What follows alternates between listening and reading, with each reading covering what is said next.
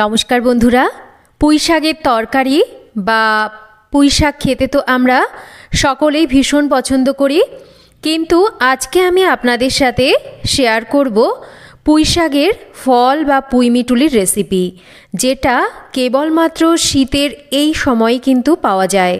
যখন পুঁই গাছগুলো পুরনো হয়ে যায় তখন কিন্তু পুঁই গাছে এই রকম পুঁই মিটুলি বা পুঁই ফল হয়, আর সেটা খেতে কিন্তু অসাধারণ লাগে। এই পুঁই মিটুলি দিয়ে অনেক রকম রেসিপি তৈরি করা যায়। আজকে আমি আপনাদের বানিয়ে দেখাবো নিরামিষ পুঁই মিটুলি। কী করে রান্না করলে সেটা হবে খেতে অত্যন্ত সুস্বাদু, চলুন দেখে নেওয়া যাক আমার আজকের এই ভিডিওতে। পুঁই মিটুলি রান্নার জন্য সবার প্রথমে আমি জল গরম বসিয়েছি। জলটা গরম হয়ে গেছে, তখন দেখুন এখানে আমি ছোট টুকরো করে আলু কেটে নিয়েছি শীতের মূলো, নিয়েছি শিম। এছাড়া আর কি দিয়ে রান্নাটা করছি, রান্নাটা করতে করতে বলে দেব। সামান্য লবণ দিয়ে সবজিগুলোকে আমি একটু হাফ সেদ্ধ করে নিচ্ছি। সবজিগুলো যখন দেখবেন একটু মোটামুটি 50% মতন সেদ্ধ হয়ে গেছে, তখন দেখুন এখানে নিয়েছি পুঁই মিটুলি বা পুঁই দানা। অনেকে অনেক রকম নামেই কিন্তু একে বলে থাকেন, অনেকে পুঁই মিচুরিও কিন্তু বলে থাকেন। তো এই পুঁই দানাগুলোর ডাঁটাগুলো যেহেতু বেশ শক্ত হয়ে যায়, আর এগুলোকে কিন্তু আমি একটু ছোট ছোট টুকরো করে নিয়েছি, তাই জন্য আমি এই সবজির সাথে এগুলোকে মিনিট 2-3 একটু হালকা করে ভাপিয়ে নিচ্ছি। সবজি যখন 50% সেদ্ধ হয়ে যাবে তখনই কিন্তু এই পুঁই মিটুলিগুলোকে আমরা দেব, আর দিয়ে 2 থেকে 3 মিনিট কিন্তু আমরা গরম জলের মধ্যে এটাকে ফোটাবো। খুব বেশিক্ষণ কিন্তু সেদ্ধ করা যাবে না। 2-3 মিনিট পর দেখুন আমি এটাকে এবার গরম জল থেকে ভালো করে ঝরিয়ে আলাদা করে নেব। এবার রান্নার জন্য তেল গরম করে নেব, আর তেল গরম করে তেলের মধ্যে দিয়ে দেব বড়ি। বড়িগুলোকে বেশ লাল করে ভেজে তুলে নিচ্ছি। এবার দিয়ে দিচ্ছি শুকনো লঙ্কা আর একটু 5 ফোড়ন। ফোড়নটা হয়ে গেলে এখানে দেখুন আমি ছোট টুকরো করে মিষ্টি কুমড়ো কেটে নিয়েছি। প্রথমে কুমড়োটাকে আমি একটু ভেজে নিচ্ছি। শীতে যেহেতু এখন নানা ধরনের সবজি পাওয়া যায়, তাই নিজেদের পছন্দ মতন কিন্তু বিভিন্ন ধরনের সবজি দিয়েই এই পুঁই মিটুলি রান্না করা যায়।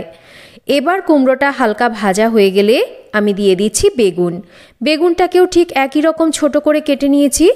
এবার বেগুন আর কুমড়োটাকে আমরা একসাথে ভেজে নেব। বেগুন আর কুমড়ো মোটামুটি ভেজে নেওয়া হয়ে গেছে।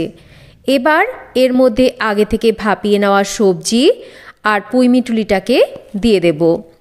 একই সাথে আমরা এর মধ্যে দিয়ে দেব স্বাদ মতন লবণ, তার সাথেই দেব হলুদ, সামান্য করে একটু জিরের গুঁড়ো দেব, আর দেব অল্প করে একটু ঝালের জন্য লঙ্কার গুঁড়ো।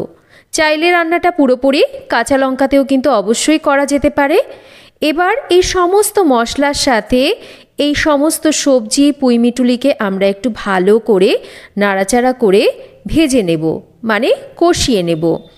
আমি 4-5 মিনিট ভালো করে পুঁই মিটুলি সবজিকে এইরকম মশলাগুলোর সাথে একটু নাড়াচাড়া করে কষিয়ে নিয়েছি। এবার আমি দেখুন এখানে সর্ষে, পোস্ত আর 2টো কাঁচা লঙ্কা বেটে নিয়েছিলাম, খুব সামান্য পরিমাণেই কিন্তু দিলাম। দিয়ে দিচ্ছি একই সাথে স্বাদ মতন মিষ্টি। এবার এটাকে দিয়ে আরও মিনিট খানেক পুঁই মিটুলি আর সবজির সাথে একটু নাড়াচাড়া করে নিতে হবে। মশলার পরিমাণ কিন্তু আমি এখানে খুব সামান্য দিয়েছি, যেহেতু শীতের এই টাটকা সবজি খুব বেশি মশলাপাতি দিয়ে আমার মনে হয় রান্না করলে খেতে অতটা স্বাদ হয় না। তাই যতটা সম্ভব কম মশলাপাতি দিয়ে যদি এই সমস্ত সবজিপাতি রান্না করে নেওয়া যায় তাহলে কিন্তু এর স্বাদ হয় অসাধারণ। এবার খুব সামান্য পরিমাণ একটু জল দিচ্ছি, কারণ আগে থেকেই এই সবজিগুলোকে ভাপিয়ে নেওয়া আছে, তাই অল্প পরিমাণ জল দিয়ে একটু ঢাকা দিয়ে লো ফ্লেমে রেখে রান্না করে নিয়েছি। এবার ঢাকাটা সরিয়ে নিয়েছি। সমস্ত সবজি পুঁই মিটুলির ডাঁটা এগুলো কিন্তু সুন্দরভাবে সেদ্ধ হয়ে গেছে। এবার আগে থেকে ভেজে নেওয়া বড়ি আর বেশ খানিকটা ধনেপাতা দিয়ে আমরা একটু নাড়াচাড়া করে রান্না করে নেব। এইভাবে আপনারা পুঁইমিটুলি একবার রান্না করে দেখুন। রান্না করতেও কিন্তু সময়টা কম লাগবে, খেতেও হবে সুস্বাদু। আর এইভাবে রান্না করে নিলে গরম ভাত কেন, রুটির সাথেও কিন্তু আপনারা রান্নাটা অবশ্যই খেতে পারবেন।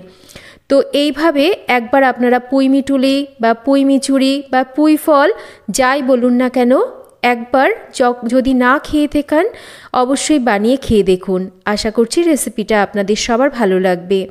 তো কেমন লাগলো আজকের এই রেসিপি একটা কমেন্ট করে জানাবেন। যদি রেসিপি ভালো লেগে থাকে তাহলে একটা লাইক করবেন, রেসিপিটা শেয়ার করবেন, চ্যানেল সাবস্ক্রাইব করবেন। সবাই ভালো থাকবেন।